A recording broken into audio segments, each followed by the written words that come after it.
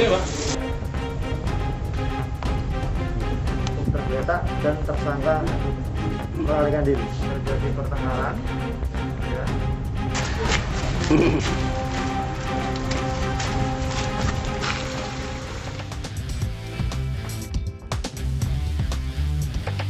Halo Mirsa, selamat pagi. Dua pelajar wanita terlibat duel berkelahi memperebutkan seorang pria. Para pelaku merasa dicintai pria yang menjadi pujaannya. Ironis, salah satu pelaku masih duduk di bangku SMP. Saya Lady Marina. Kita jumpa lagi di program Berita Kriminal. Bersama kita akan mengungkap dunia kejahatan dengan berbagai laporan kriminal dalam Sergap.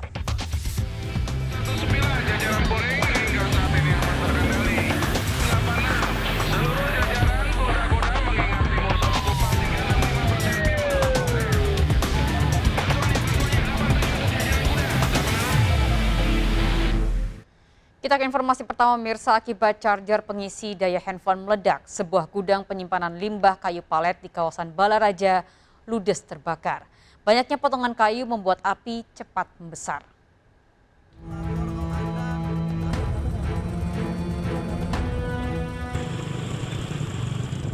Kebakaran besar melanda gudang penyimpanan limbah kayu palet di kawasan Balaraja, Kabupaten Tangerang, Banten, sempat terekam video amatir dari warga.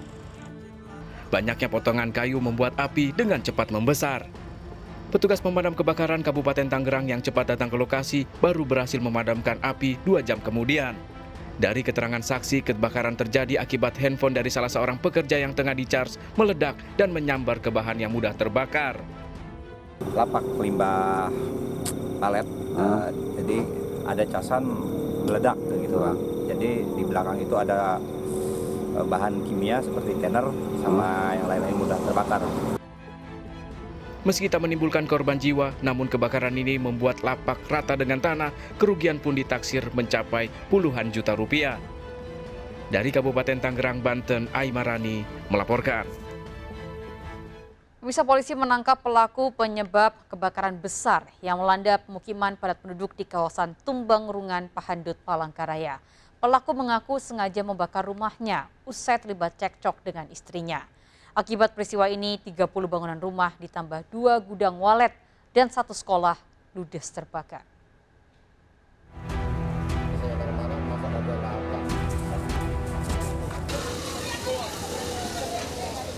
Kebakaran pemukiman padat penduduk ini terjadi Selasa lalu di Kelurahan Tumbang Rundang, Pahandut, Palangkaraya, Kalimantan Tengah.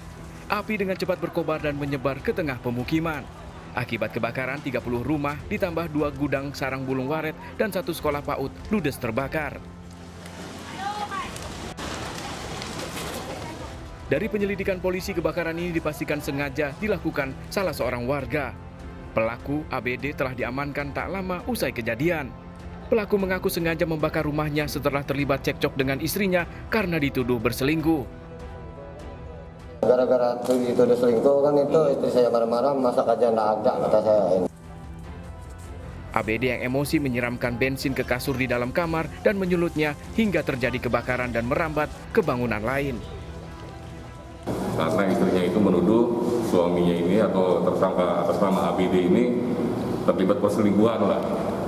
Karena emosi itu kemudian ABD bertindak emosional, kemudian mengambil jerigen yang ukurannya 5 liter dengan emosinya, kemudian mengguyurkan di atas kasur di dalam rumah tersebut. Pelaku bersama barang bukti kini ditahan di Mapolresta Palangkaraya dan terancam hukuman maksimal 12 tahun penjara. Dari Palangkaraya, Kalimantan Tengah, Ade Sata melaporkan. Bisa proses pemakaman jenazah positif COVID-19 di Tebing Tinggi, Sumatera Utara berjalan ricuh. Keluarga mendapati jenazah hanya dibungkus selembar kain kafan sehingga tidak sesuai dengan ajaran agama Islam.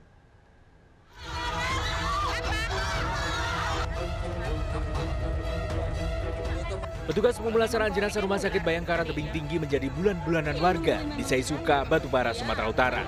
Hal ini lantaran pihak keluarga mendapati jenazah Herna Ayu yang positif COVID-19 hanya dibungkus selembar kain kafan, sehingga tidak sesuai dengan ajaran agama Islam, yakni 3 lapis kain kafan. Kejadian ini diketahui saat pihak keluarga meminta peti dibuka sebelum jenazah dimakamkan sesuai protokol kesehatan.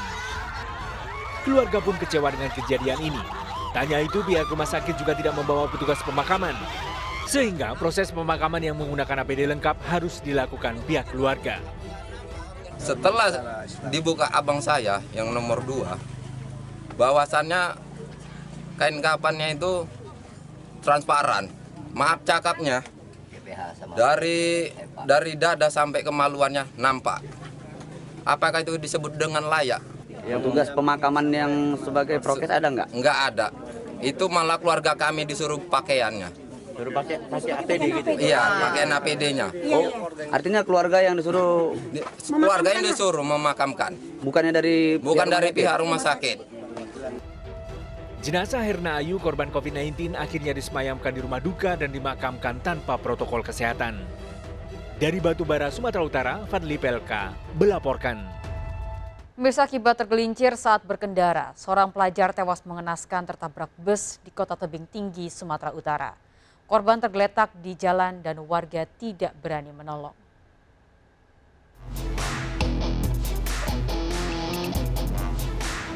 Video amatir ini merekam kecelakaan lalu lintas yang baru saja terjadi dialami seorang pelajar pengendara motor. Korban ditemukan tergeletak di jalan dalam kondisi mengenaskan. Saksi menyebut kecelakaan terjadi saat korban berkendara dari arah Pematang Siantar menuju ke inti Kota Tebing Tinggi, tiba-tiba tergelincir dan jatuh ke sebelah kanan di tengah jalan. Naas di saat bersamaan muncul bus penumpang dan langsung menabrak korban bersama sepeda motornya. Akibatnya korban tewas di tempat sementara motornya rusak parah. Korban tergelincir mengendarai sepeda motor masuk ke dalam mendatangi bus naik. Korban tewas, Pak? Meninggal dunia. Terus saat ini prosesnya, Pak? Saat ini prosesnya korban sudah diambil pihak keluarga untuk dikebumikan. Proses masih dalam proses penyelidikan. Untuk kepentingan penyelidikan, bus dan sepeda motor korban diamankan di Mapores Tebing Tinggi. Sementara supir truk yang kabur usai kejadian masih dalam pencarian. Dari Kota Tebing Tinggi, Sumatera Utara, Abdullah Sani melaporkan. Bisa berdalih uang keamanan, 2 pemuda di Langkat, Sumatera Utara melakukan pemalakan terhadap sopir truk di Jalan Lintas Sumatera Aceh. Jika tidak ingin dipalak, komplotan ini menempelkan stiker kepada bis ataupun truk, namun harus membayar iuran bulanan.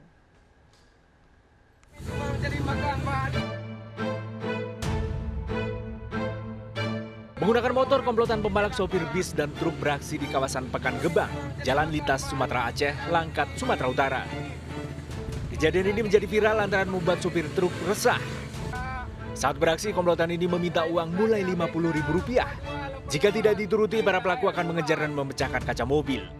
Sebaliknya, kalau tak ingin dipalak, komplotan ini memasang stiker pada bis dan truk dan diwajibkan membayar iuran bulanan. Pada kasus ini, 2 pelaku yang masih berusia 18 tahun ditangkap. Komplotan yang terorganisir ini telah beroperasi sejak 6 tahun lalu.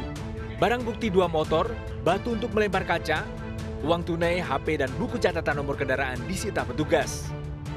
Pengendara sepeda motor melakukan aksi memepet ataupun mendekati salah satu kendaraan truk, sehingga dengan berteriak-teriak dan melempari batu dari kaca truk tersebut. Para pelaku terancam pidana. Dari Langkat, Sumatera Utara, Erwin Saputra Nasution, iNews melaporkan. Mirsa, akibat ledakan petasan, sejumlah rumah dan 1 gedung sekolah di Ponorogo, Jawa Timur mengalami kerusakan parah. Sebelumnya, sebuah balon udara yang berisi petasan besar jatuh di rumah warga.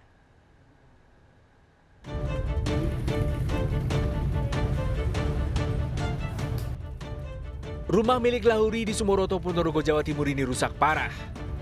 Atap teras hancur, pintu jebol, sejumlah kaca juga pecah setelah terkena ledakan petasan. Peristiwa berawal saat ada balon udara tanpa awak dengan puluhan petasan berukuran besar jatuh dan meledak di depan rumah korban. Kerasnya ledakan juga mengakibatkan 3 rumah dan 1 gedung sekolah SMP mengalami kerusakan. Keras tadi, Pak? Keras sekali. Jadi rusaknya ini karena ledakan itu atau karena tertimpa, Pak? Karena ledakan. dari getaran ledakan itu. Yang rusak apa saja ini? Banyak Pak, ini kayak rumah-rumah ini, sebelah juga ada, di sebelah timur sana juga ada. Termasuk sekolahan juga itu? Sekolahan juga ada juga. Petugas yang mendatangi lokasi melakukan olah TKP dan memeriksa saksi-saksi. Yang jatuh balon beserta ya balon udara tanpa awak beserta beberapa petasan ya yang mengakibatkan tempat-tempat lain atau pemukiman penduduk terganggu dan banyak kaca-kaca yang pecah itu. Selain rumah apalagi Pak yang rusak bangunan? Ya ada fasilitas pemerintah ya, sebagian ini ada yang rusak gitu. Kasus ini dalam penyelidikan. Dari Ponorogo, Jawa Timur, Ahmad Subeki, iNews melaporkan. Pemirsa Sat Narkoba Polres Metro Jakarta Selatan menangkap salah satu anggota grup band Neo yang menjadi bandar narkoba.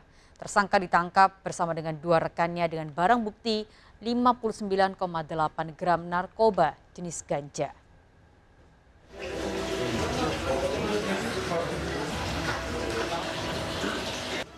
Vokalis grup band bergenre rap Neo, Indra Deriono, ditangkap Sat Narkoba Polres Metro Jakarta Selatan karena menjadi bandar narkoba jenis ganja. Indra yang namanya sempat melambung bersama grup rapper tahun 90-an ditangkap di wilayah Jakarta Pusat. Dari pengembangan polisi menangkap 2 temannya yang juga bandar narkoba di Tangerang Selatan dan Bogor. Salah satu dari pelaku tersebut kita cukup prihatin karena dia adalah talenta muda yang pernah menanjak namanya sebagai seorang artis dari grup rap.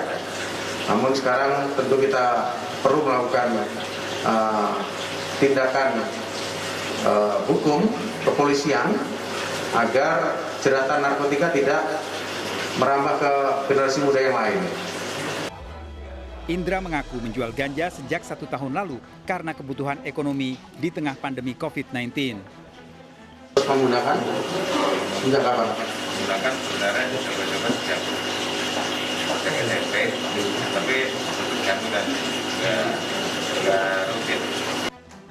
Ketiga tersangka dijerat Undang-Undang Narkoba dengan ancaman hukuman 20 tahun penjara. Dari Jakarta, Helmi Sajangbati, iNews melaporkan. Pemirsa, usai menjalani pemeriksaan, DJ Dinar Candy diperbolehkan pulang dan dikenakan wajib lapor. Tak hanya itu, artis bernama asli Dinar Miswari yang terjerat kasus porno aksi juga akan menjalani tes kejiwaan.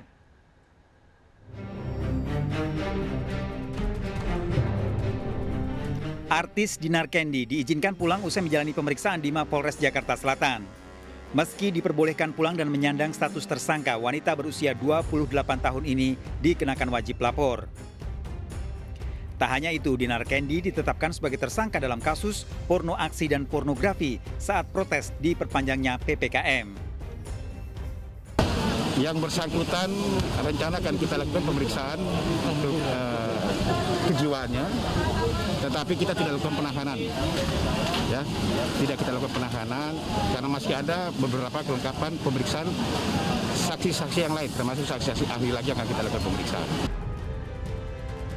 Sebelumnya, Dinar Miswari alias Dinar Candy ditetapkan sebagai tersangka saat melakukan aksi protes PPKM di kawasan Jakarta Selatan dengan mengenakan bikini. Dari Jakarta, Helmi Sajangbati, iNews melaporkan. Mirsa, sakit hati hasil masakan tidak pernah dicicipi. Seorang pria tega membunuh kekasihnya. Korban, seorang janda, selalu meminta pelaku untuk membuat masakan. Informasi lengkapnya hadir di Sergap sesaat lagi.